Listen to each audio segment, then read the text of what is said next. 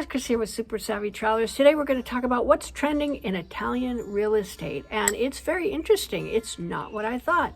I was poking around on the internet today, and really what's trending in Italian real estate, first of all, Italian real estate is trending. It's up about 1.3% to 3% overall, just all over Italy. There are some other places that are doing a lot better, specifically our town here of Scalea. Since we came here, it has just been booming like crazy. And only in the first 4 months of 2025, it is up a whopping 10.3%, which is wild. But it makes sense because our clients have been coming over. In the years before, we had a lot of clients arriving here in Scalea and setting up house and doing whatever. So it has had a really huge impact. And the area in the south is just trending overall. Calabria is trending as a region, but Scalea specifically, of course, the areas in and around Scalea, lots of pretty towns here. Praia Mare, San Nicolarcella, Diamante is also trending, is very big. There's a lot of stuff going on in southern Italy. In addition, you have Puglia and Sicily, which are both really hot right now.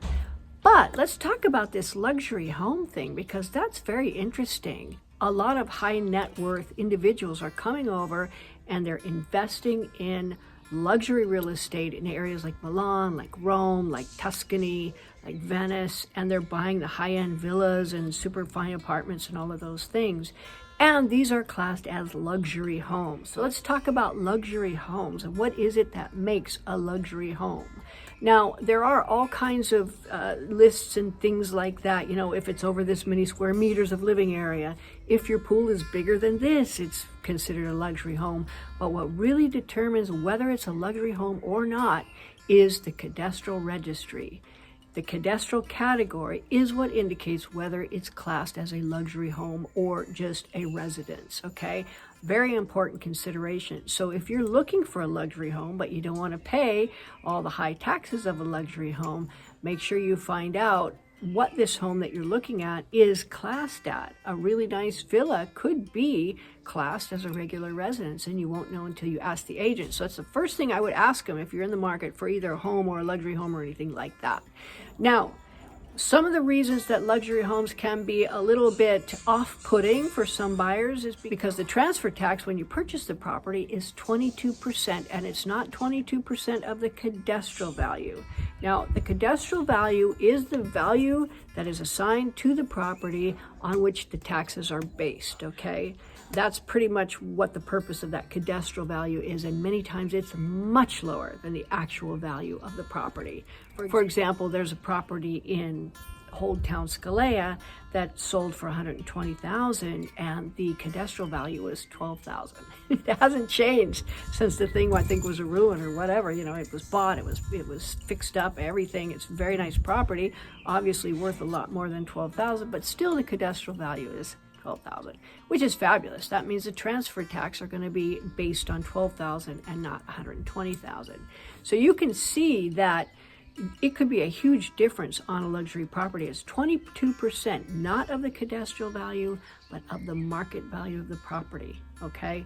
So if you pay $1.5 million, you're going to pay 22% of $1.5 million in addition to your other ancillary taxes and whatnot. In addition, there may be other tax implications. So my advice to you, if you're looking to purchase a luxury property, is make sure you know before you go. First of all, take our course. Second of all, hire us. Those two things go without saying, because we can help you navigate the process. We know all the best guys in all the best areas.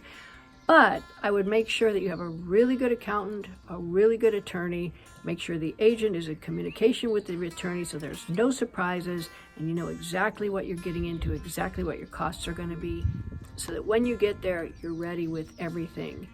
That said, there are many spectacular houses, and while you may go, oh my gosh, 22% transfer tax, you have to realize too that, like, if you're used to California property prices, where a normal sort of home, maybe a higher end home, goes for over $1 million, you know, but it's not like a luxury villa with a massive pool and all this other stuff.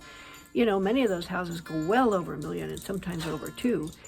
And what you can get here in Italy is going to be less. I think even in the other regions up there, unless you specifically go into Montepulciano or you go into Cortona, or those areas that have a lot of eyeballs on them. You know, those areas are great and they're beautiful, but I was looking at properties in Montepulciano. They are ruinously expensive, and then if you go a few kilometers out, everything is like normal priced. So stay away from these super touristy areas and you're going to be fine, unless you're running a short-term rental, and that's a whole nother video. So take our course. That's my first suggestion. The second one is hire us. There's a link below to go check out the website. And the third is make sure that you know everything about your luxury property before you go ahead with the sale. There you go, guys. Hope that helps.